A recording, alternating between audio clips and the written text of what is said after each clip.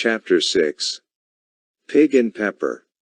For a minute or two she stood looking at the house, and wondering what to do next, when suddenly a footman in livery came running out of the wood. She considered him to be a footman because he was in livery, otherwise, judging by his face only, she would have called him a fish, and rapped loudly at the door with his knuckles. It was opened by another footman in livery, with a round face, and large eyes like a frog, and both footmen, Alice noticed, had powdered hair that curled all over their heads. She felt very curious to know what it was all about, and crept a little way out of the wood to listen. The fish footman began by producing from under his arm a great letter, nearly as large as himself, and this he handed over to the other, saying, in a solemn tone, "For the Duchess. An invitation from the Queen to play croquet." The frog footman repeated, in the same solemn tone, only changing the order of the words a little, "From the Queen. An invitation for the Duchess to play croquet." Then they both bowed low, and their curls got entangled together. Alice laughed so much at this, that she had to run back into the wood for fear of their hearing her, and when she next peeped out the fish footman was gone, and the other was sitting on the ground near the door, staring stupidly up into the sky. Alice went timidly up to the door, and knocked. "There is no sort of use in knocking," said the footman, "and that for two reasons. First, because I am on the same side of the door as you are. Secondly, because they are making such a noise inside, no one could possibly hear you." And certainly there was a most extraordinary noise going on within, a constant howling and sneezing, and every now and then a great crash, as if a dish or kettle had been broken to pieces. "Please, then," said Alice, "how am I to get in?" "There might be some sense in your knocking," the footman went on without attending to her, "if we had the door between us. For instance, if you were inside, you might knock, and I could let you out, you know." He was looking up into the sky all the time he was speaking, and this Alice thought decidedly uncivil. "But perhaps he cannot help it," she said to herself, "his eyes are so very nearly at the top of his head. But at any rate he might answer questions. How am I to get in?" She repeated, aloud. "I shall sit here," the footman remarked, "till tomorrow." At this moment the door of the house opened, and a large plate came skimming out, straight at the footman's head. It just grazed his nose, and broke to pieces against one of the trees behind him. "Or next day, maybe," the footman continued in the same tone, exactly as if nothing had happened. "How am I to get in?" asked Alice again, in a louder tone. "Are you to get in at all?" said the footman. "That is the first question, you know." It was, no doubt, only Alice did not like to be told so. "It is really dreadful," she muttered to herself, "the way all the creatures argue. It is enough to drive one crazy." The footman seemed to think this a good opportunity for repeating his remark, with variations. "I shall sit here," he said, "on and off, for days and days." "But what am I to do?" said Alice. "Anything you like," said the footman, and began whistling. "Oh, there is no use in talking to him," said Alice desperately, "he is perfectly idiotic." And she opened the door and went in. The door led right into a large kitchen, which was full of smoke from one end to the other. The Duchess was sitting on a three-legged stool in the middle, nursing a baby. The cook was leaning over the fire, stirring a large cauldron which seemed to be full of soup. "There is certainly too much pepper in that soup," Alice said to herself, as well as she could for sneezing. There was certainly too much of it in the air. Even the Duchess sneezed occasionally, and as for the baby, it was sneezing and howling alternately without a moment's pause. The only things in the kitchen that did not sneeze were the cook, and a large cat which was sitting on the hearth and grinning from ear to ear. Please would you tell me, said Alice, a little timidly, for she was not quite sure whether it was good manners for her to speak first, why your cat grins like that? It is a Cheshire cat, said the Duchess, and that is why. Pig. She said the last word with such sudden violence that Alice quite jumped, but she saw in another moment that it was addressed to the baby, and not to her, so she took courage, and went on again, I did not know that Cheshire cats always grinned. In fact, I did not know that cats could grin. They all can, said the Duchess, and most of 'em do. I do not know of any that do, Alice said very politely, feeling quite pleased to have got into a conversation. You do not know much, said the Duchess, and that is a fact. Alice did not at all like the tone of this remark, and thought it would be as well to introduce some other subject of conversation. While she was trying to fix on one, the cook took the cauldron of soup off the fire, and at once set to work throwing everything within her reach at the Duchess and the baby. The fire irons came first, then followed a shower of saucepans, plates, and dishes. The Duchess took no notice of them even when they hit her, and the baby was howling so much already, that it was quite impossible to say whether the blows hurt it or not. Oh, please mind what you are doing, cried Alice, jumping up and down in an agony of terror. Oh, there goes his precious nose, as an unusually large saucepan flew close by it, and very nearly carried it off. If everybody minded their own business, the Duchess said in a hoarse growl, the world would go round a deal faster than it does. Which would not be an advantage, said Alice, who felt very glad to get an opportunity of showing off a little of her knowledge. Just think of what work it would make with the day and night. You see, the earth takes 24 hours to turn round on its axis. Talking of axes, said the Duchess, chop off her head. Alice glanced rather anxiously at the cook, to see if she meant to take the hint, but the cook was busily stirring the soup, and seemed not to be listening, so she went on again, 24 hours, I think, or is it 12? Oh, do not bother me, said the Duchess, I never could abide figures. And with that she began nursing her child again, singing a sort of lullaby to it as she did so, and giving it a violent shake at the end of every line. Speak roughly to your little boy.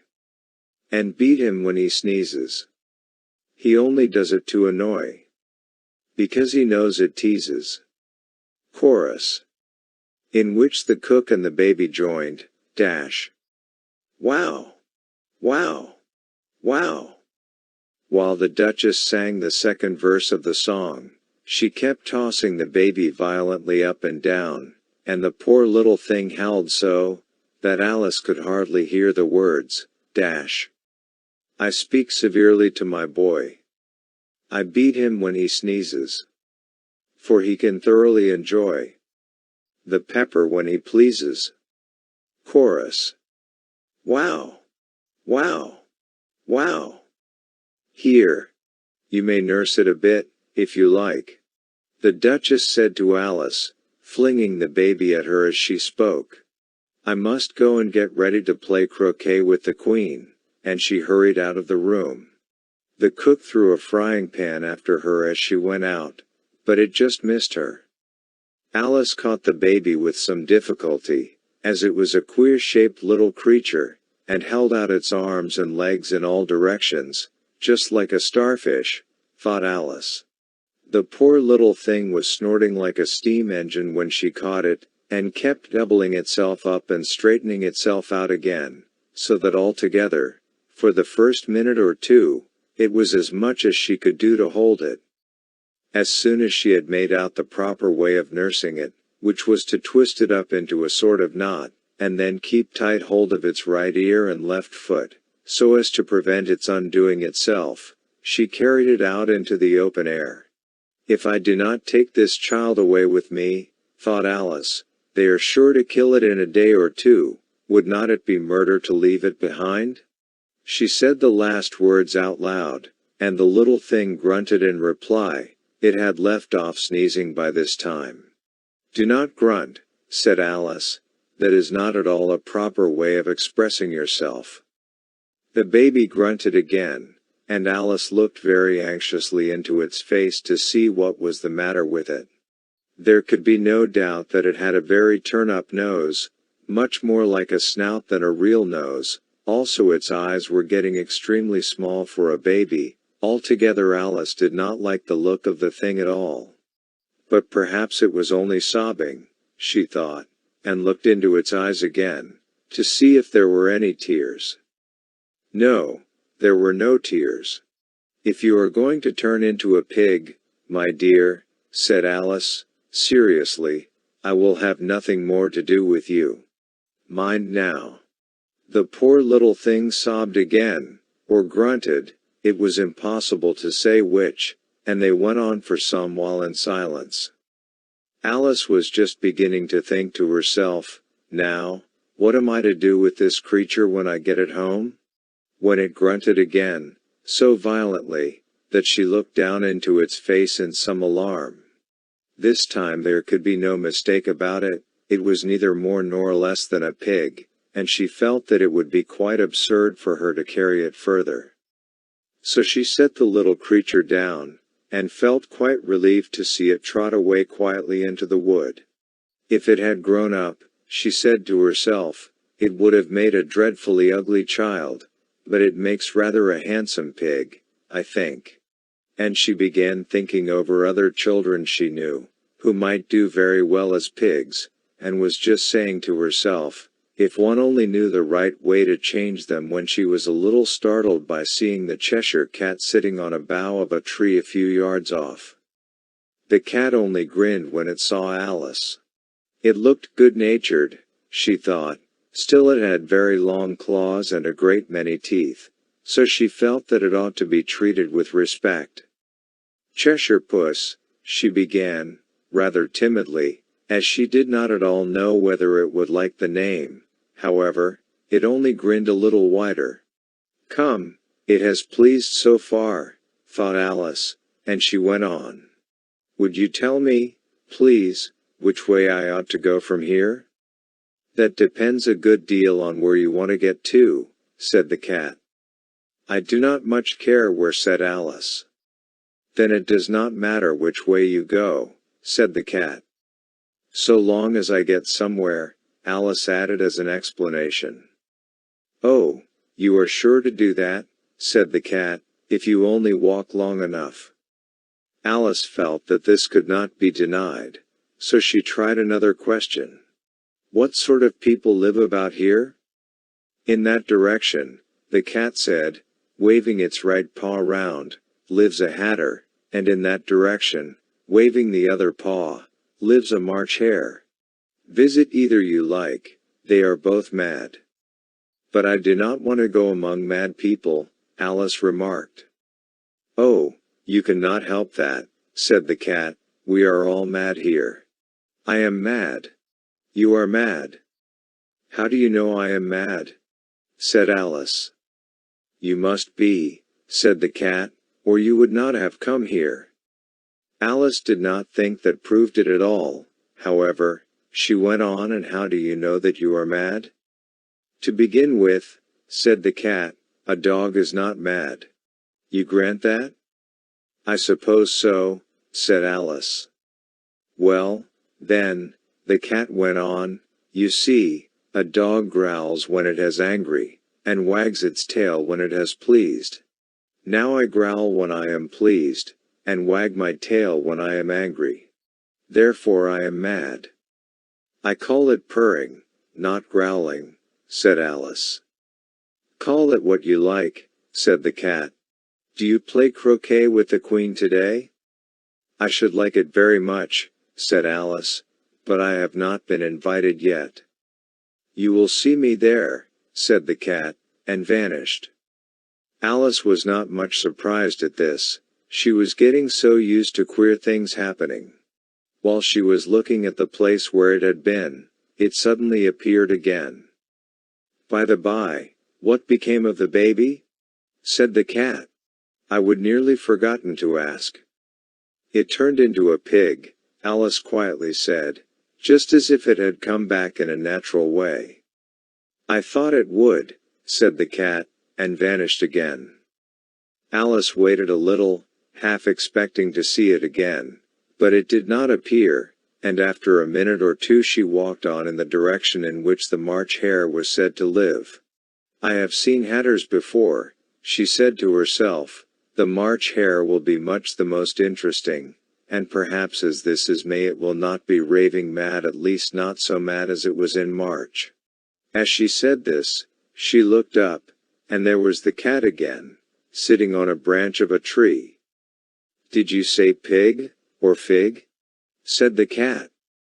I said pig, replied Alice, and I wish you would not keep appearing and vanishing so suddenly, you make on quite giddy. All right, said the cat, and this time it vanished quite slowly, beginning with the end of the tail, and ending with the grin, which remained some time after the rest of it had gone. Well, I have often seen a cat without a grin, thought Alice, but a grin without a cat. It is the most curious thing I ever say in my life. She had not gone much farther before she came in sight of the house of the March Hare. She thought it must be the right house, because the chimneys were shaped like ears and the roof was thatched with fur. It was so large a house, that she did not like to go nearer till she had nibbled some more of the left-hand bit of mushroom, and raised herself to about 2 feet high. Even then she walked up towards it rather timidly, saying to herself, suppose it should be raving mad after all. I almost wish I would gone to see the hatter instead.